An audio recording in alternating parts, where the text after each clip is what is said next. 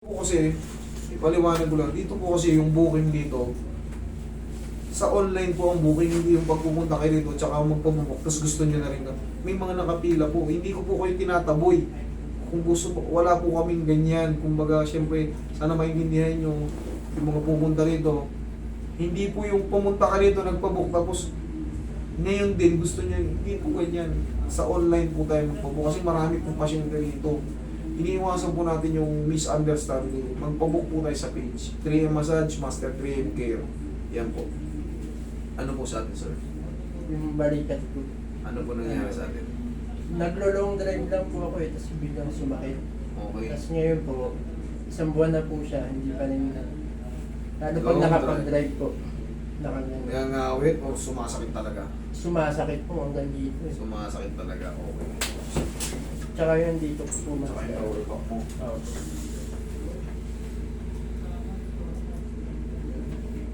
Okay, hindi naman siya dislocated. Okay, medyo maganda naman yung condition. Baka may naipit lang idol. Oo.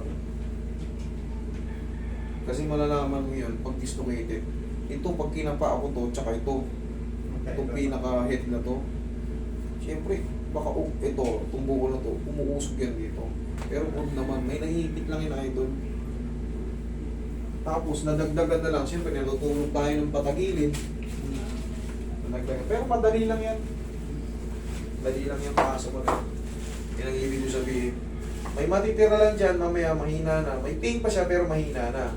Pero, habang lumilipas yung mga araw, yari na yan. Nagkaroon lang ng ano yan, konting pagbabago. Kaya nagkaroon ng konting swelling. Siguro baka natatapatan ng aircon. Nakatapat po sa aircon. Yan. Kasi pag nangangalay yung muscle, tapos nalamigan, ang sakit. Sa akin dati ganun din eh.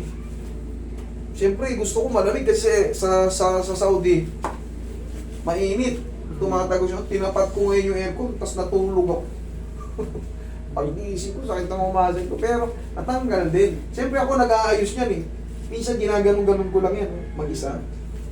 Okay, usog ka rito. Halos 12 hours po kasi yung biyahe, kaya... Ito pa layo-layo. Ako din, natulog ako. 2 oras akong tulog sa sakit. Nakatapat yung aircon. Dito, napuruan. Sumakit pag-isip niya. Pero yan, madali lang na ito. Maniwala ka sa akin. Para ka lang kumain na saging.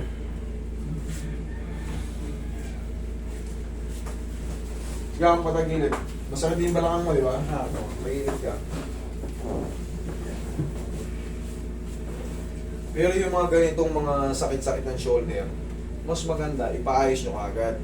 Kasi yan, baka mauwi sa frozen shoulder, masakit ang adjustment. Panood ko nga. Masakit. Kaya pinipilit ko yan sa inyo. inyo ha, kasi ayoko rin kayong pupunta rito nasasaktan kayo. Kung gusto ko, kayang-kaya nyo. Yung iba kasi, sometimes unbearable talaga. Nakita nyo yung paa, nag-o-8. Ayoko rin kayong umabot sa ganun. Kaya habang medyo mura-mura pa, kumbaga, bago-bago pa yung sakit ng ano, consistent na 1 linggo, 2 linggo, pakarating nyo na kagad. Huwag nyo nang antayin yung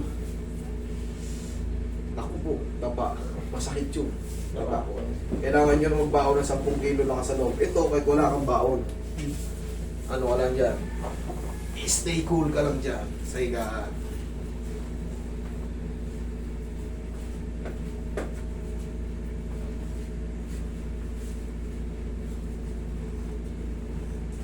Kaya madalas ako nagpapaalala sa video. Magbaon ng 10 kilo na katalog. Pagka frozen shoulder. Relax na.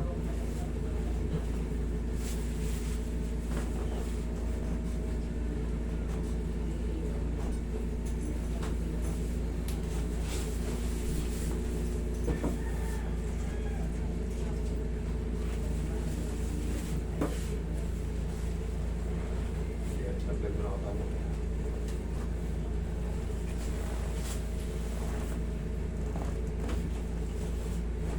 Okay.